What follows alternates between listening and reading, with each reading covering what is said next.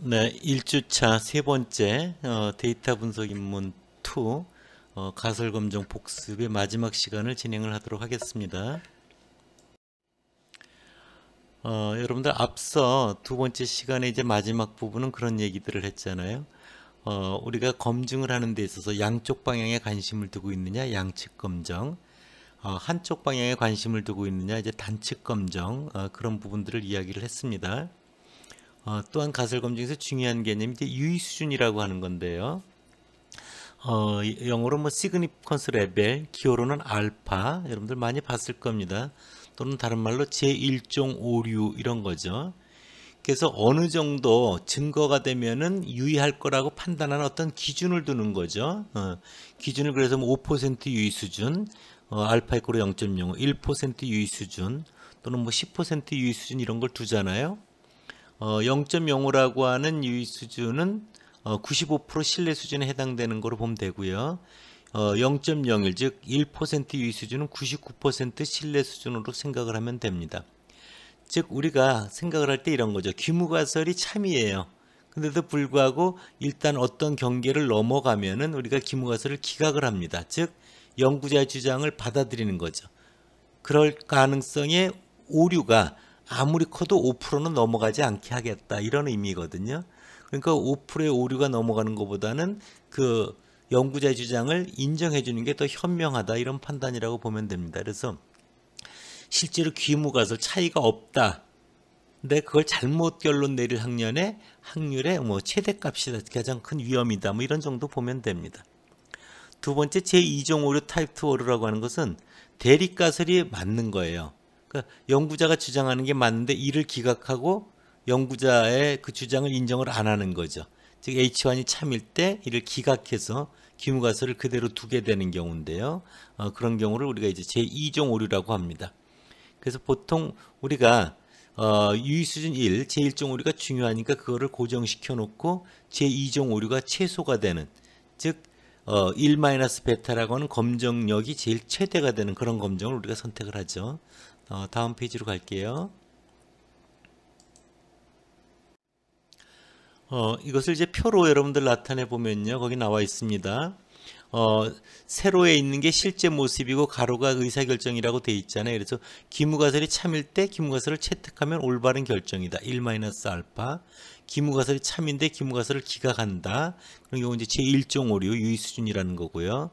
기무가설이 거짓이에요. 대립가설이 참인 경우죠. 그럴 때 기무가설을 채택하면 잘못된 거니까 제2종 오류고, 기무가설이 참일 때 대립가설이 참일 때 기무가설을 기각하는 것, 이게 올바른 결정 1-베타죠. 그래서 여기서 제1종 오류 알파를 지키면서 옳은 결정 1-베타를 검정력이라고 하는데요. 그것이 최대가 되게 우리가 보통 가설 검정을 하게 됩니다. 다음 페이지로 갈게요. 이것을 이제 재판에 비유했던 그런 얘기들을 1학기 때 여러분들한테 잘 소개를 해줬습니다. 그 다음에 검정 통계량과 기각력이라고 하는 건데요.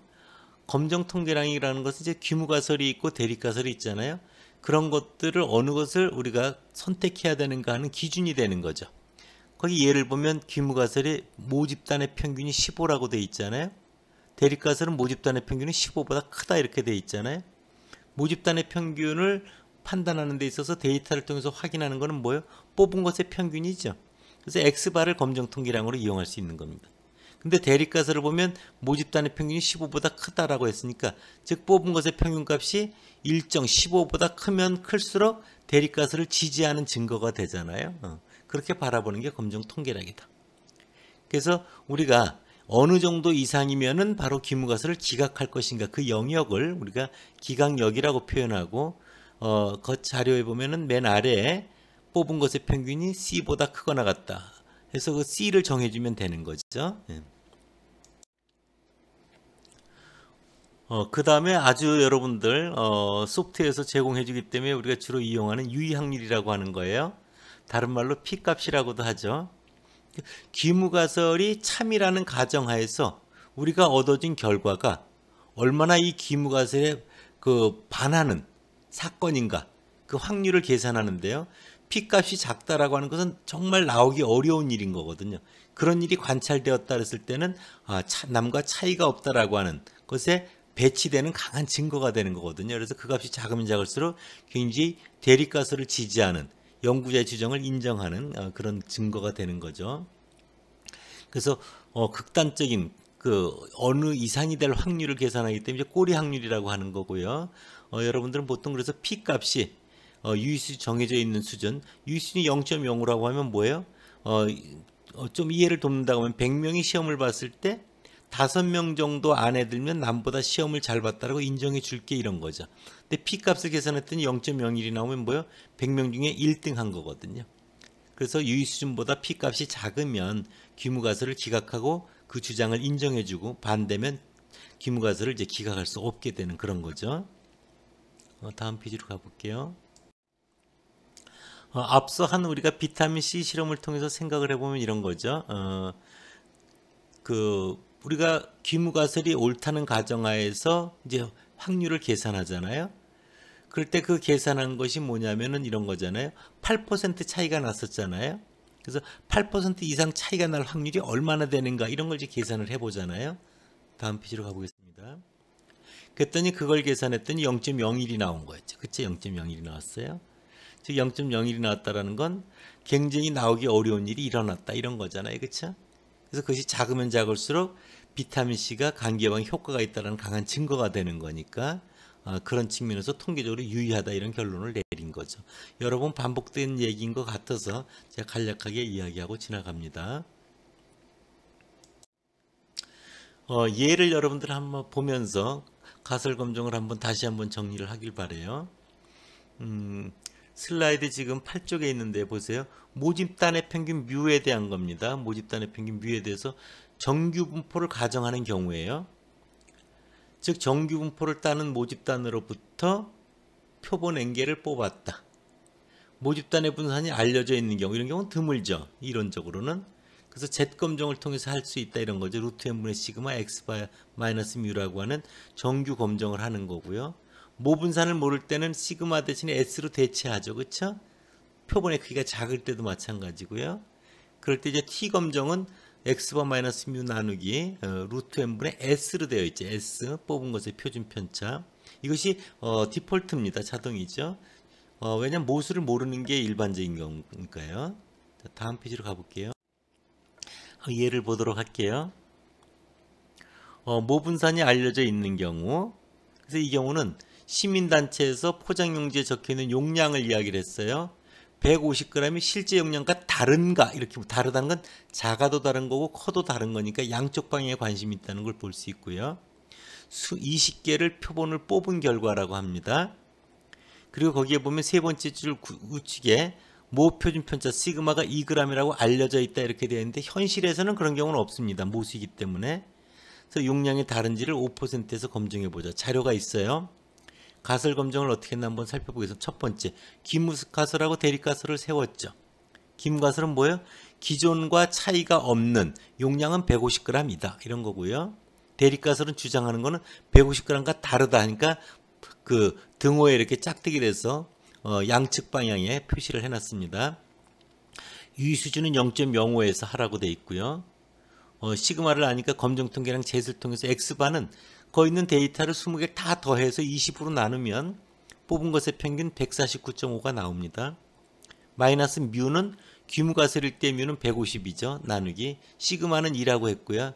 루트 n은 20개니까 20으로 하면 마이너스 1.45가 나오죠. 그래서 우리가 보통 양측 검정이니까 왼쪽 꼬리에 2.5%, 오른쪽 꼬리에 2.5%를 떼고 나면 그 경계가 마이너스 1.96이고 1.96이죠. 그 영역에 더 오른쪽 또는 더 왼쪽으로 들어가면 귀무가설을 기각하게 되는 거잖아요.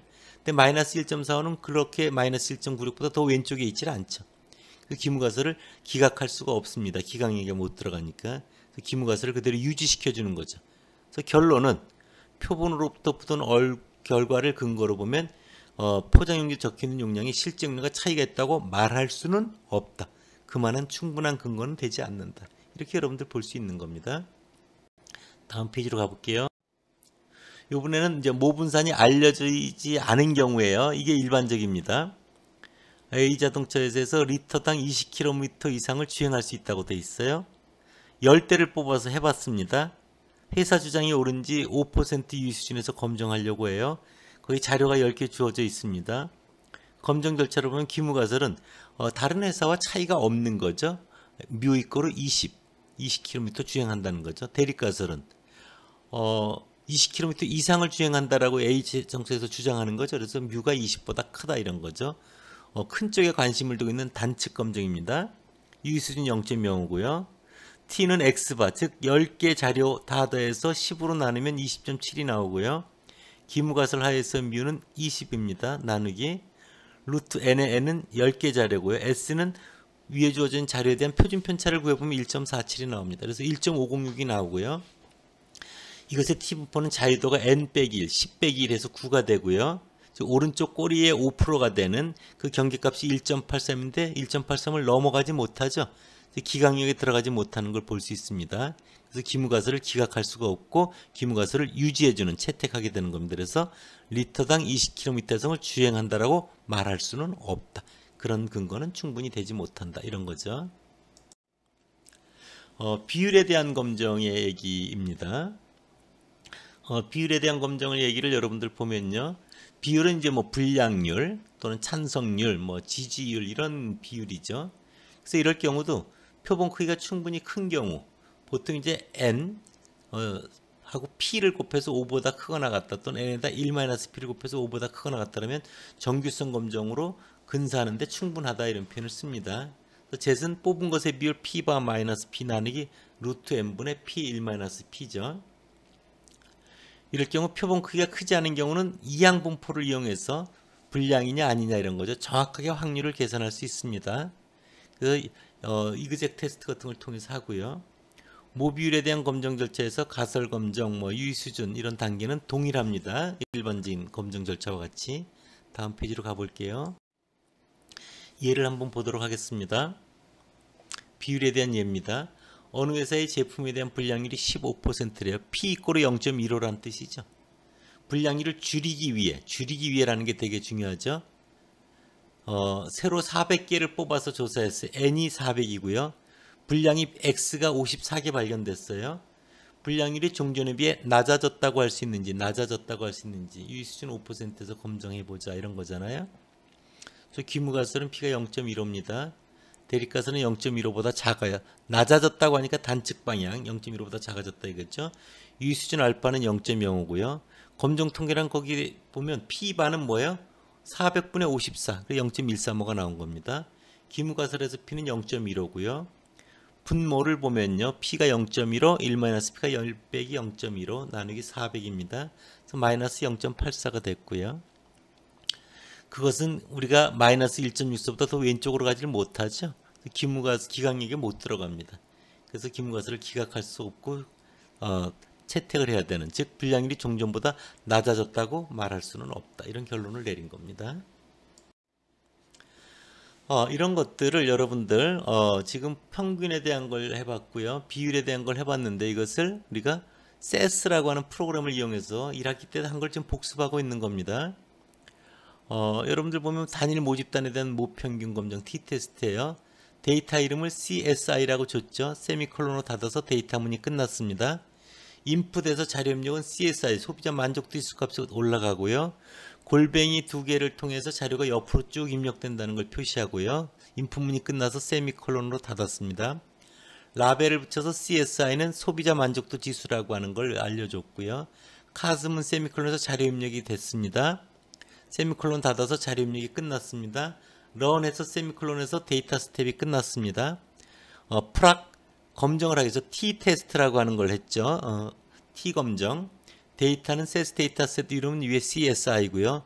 기무가설 H0는 70입니다. 즉 소비자 만족도 지수의 평균은 70이다 이런 거죠. 변수는 뭐에 대해서? CSI에 대해서 런해서 수행을 하면 이제 그 수행이 돼 분석 결과가 나오는 거죠. 똑같은 결과를 프락 유니베리엣이라고 하는 프로시저를 이용해서도 할 수 있죠. 데이터 이름은 CSI고 MU0 이꼬르 70은 H0가 70이라는 거고요. 알파 이꼬르 0.05는 유의 수준을 이제 0.0으로 두는 거고요. CI 베이직이라고 하는 옵션을 쓴 거는 이제 신뢰 구간도 구해준다 이런 거잖아요. 그렇죠? 런에서 맞힌 겁니다. 뒤에 가볼게요. 뒤에 보면 이제 출력 결과가 나와 있습니다. 그래서 변수 보면 CSI N 25개의 샘플을 가지고 했네요.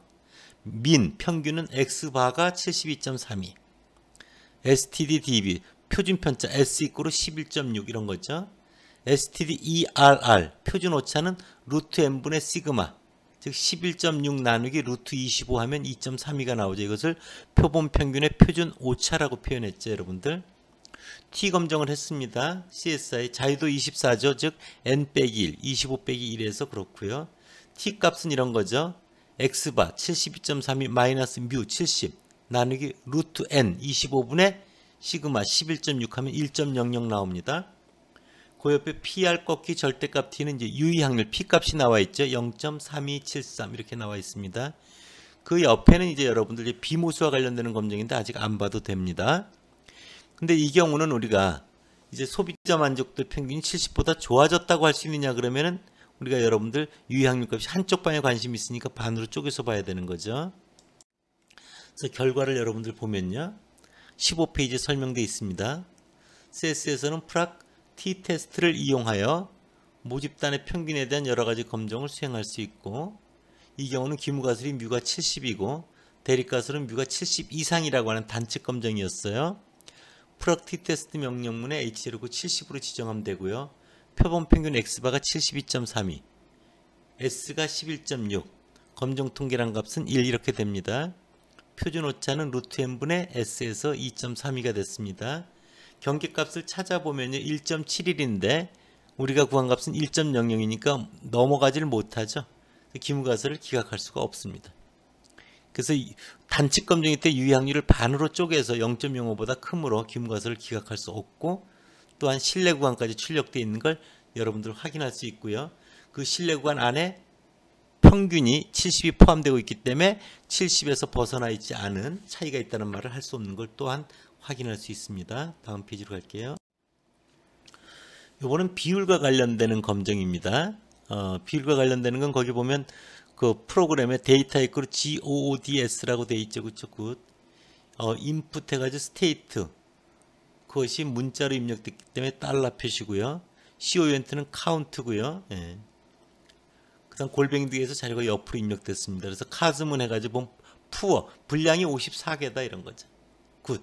양품이 346개다 이거죠. 합해서 400개 뽑은 겁니다. 앞서 소개한 설명이에요. 여러분들이 세미콜론 닫고 런 닫아서 이제 데이터 스텝을 끝냈습니다. 우리가 비율 검정은 FREQ라고 하는 프로시저를 이용해서 진행이 됩니다. 데이터 이름은 위에 있는 세스 데이터 셋 이름 굿이고요. 오더 이끌어 데이터는 데이터 입력된 순서대로 하겠다 이런 거죠. 그러니까 분량률에 대한 검정이라는 걸 먼저 볼 수 있죠. 웨이트라고 하는 건 자료 입력이 한 줄로 되어 있지만 분량이 54개, 양품이 346개라고 하는 카운트를, 그 가중치를 둬가지고 그 개수라는 걸 알려준 겁니다. 웨이트. 이그젝트 바이노미알 그러면은 뭐예요? 이항분포에 의해서 정확하게 검정해달라 이런 뜻이고요. 테이블수 하면은 우리가 바로 분량이냐 양인가는 빈도표를 표현해 주고요. 슬래시에서 바이노미알은 P가 0.15였죠. 분량이 15%인 걸 검정하는 거고, 알파는 0.0에서 5% 유의 수준에서 검정한다는 거고, 런해서 수행을 한 겁니다. 우측 결과를 보면요. 분량 54개 빈도, 양품 346개, 비율 13.5%, 그러니까 0.135죠. 양품은 0.865라는 걸 알 수 있을 거고요.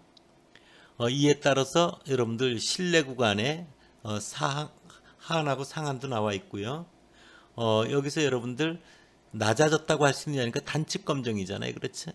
단측 검정에 대한 여러분들 그 P값이 0.2004라고 나와 있죠. 0.0보다 훨씬 크다는 걸 볼 수 있어서 규모가설을 기각할 수 없습니다. 피셔의 정확한 이항분포에 근거해서 검정을 해도 단측 P값이 0.2226이라서 0.05보다 훨씬 크죠. 규모가설을 기각할 수 없다는 걸 알 수 있습니다. 그래서 결과 해설을 보면요. 이항분포에 대한 정확한 유의확률이므로 규모가설을 기각할 수 없다. 정규 근사료에도 역시 P값이 0.2004이다. 즉 새로운 공정법에 의한 분량률이 15% 낮아졌다, 줄어들었다고 말할 수는 없다. 그런 충분한 증거는 안 된다 이런 거죠. 이거에 대한 95% 신뢰 구간이 0.1031에서 0.1724니까 바로 0.15를 포함하고 있지 않은 거죠. 그렇죠? 예. 0.15를 포함하고 있죠. 그렇죠? 그래서 불량률 15%에서 달라졌다고 말할 수 없다라는 동일한 결과를 여러분들 볼 수 있습니다. 1주차 강의는 여러분들 여러 번 반복해서 내가 소개를 해줬지만요. 가설검정이라는 것을 꼭 알아야 데이터 분석이 기본이 되기 때문에 그와 관련되는 내용을 한 번 더 복습시켜주면서 첫 주차 강의를 마치도록 하겠습니다. 네, 감사합니다.